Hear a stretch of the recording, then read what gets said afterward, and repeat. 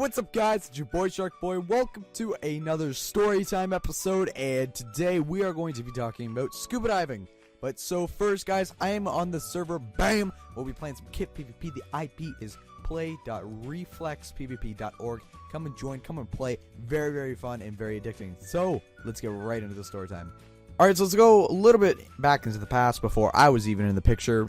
So my dad was growing up and he wanted to become a scuba diver. And so I believe he was like 20 or something like that. He moved out to Hawaii and he became a scuba diver instructor. Meaning he taught people how to scuba dive. You know, he would be the tourist and take the people out to go scuba diving. He was a professional scuba diver. It was something that I think a lot of people would love to do. The sightseeing and everything is just absolutely outstanding and it's phenomenal. So long story short, we were in Dominican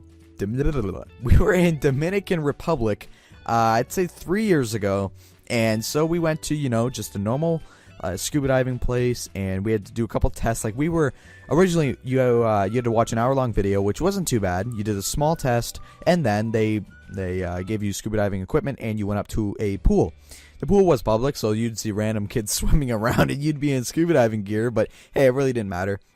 We were underwater for about an hour and a half, but that flashed by like it was nothing.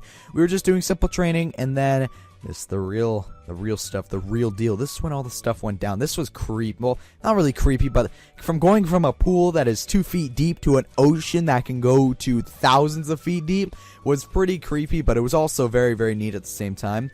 So I remember because my dad was, you could say, ex-scuba diving instructor, because he isn't now, but he was an ex-scuba diving instructor, so he kind of got to, you know, sway away from the instructor that was actually taking us out, because there was, I'd say, probably 12 people. You know, there's a couple teenagers, there was me, my dad, and so we just, you know, kind of got to go do our own thing. He said, be back for the boat in an hour. Alright, no problem. So, this boat was not, you know, some like any professional scuba diving boat. This was like a steel boat that holds 8 people when there was 12 people. We were sitting on laps. We were jumping the waves. People were getting seasick. I was like, oh my god, I'm going to die today. I'm literally going to jump in that water and get eaten by a shark. I was like, no, this cannot be happening. I am literally going to die. So, we went to our drop site, and so I'm pretty sure you're not allowed to just drop the anchor wherever you feel. But the guy running the boat was just like, well, his name was Holland, so it was like, Holland, drop the anchor, and he had an accent, right? And so, you're not supposed to, because if you drop it, and you don't know if it's sand or anything below it, it can hurt the coral, because coral takes thousands of years to develop, I forget how many, it's a lot of years to develop, and it can break the coral, and it's not healthy for the reef. Anyways, he just whipped it in there like it was nothing, like, meh, alright, let's go. So, we jumped in the water. I was like the second person in. The instructor was first, I was second, then my dad was third, and then the rest of the people were last. And I remember being at the top of the water and looking straight down, and it was misty. Like, I couldn't see much. I was like, oh, okay, I won't be able to see anything, you know? Like, what if a Jaws is coming after me? Because we were like 2-3 kilometers offshore, so it was, or like 2-3 kilometers, or you could say 2 miles if you're American. We were pretty far offshore. We had a good distance offshore. But I remember as we slowly went down, we probably went down about 50 to, or no, not 50, I'd say 25 to 40 feet down. It started getting so clear, you could see the bottom, and it was so crystal. Honestly, there was fish that, like, could have been rainbow color. It was so amazing.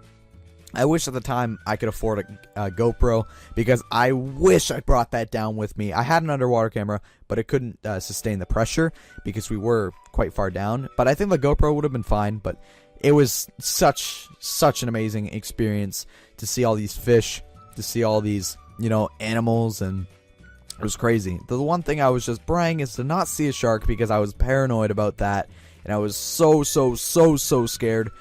But I remember the hour went by just like, you know, it was quick. It was like, it was very, very quick. I remember, you know, getting up to that boat and just thinking, you know, I just went scuba diving. That is insane, you know?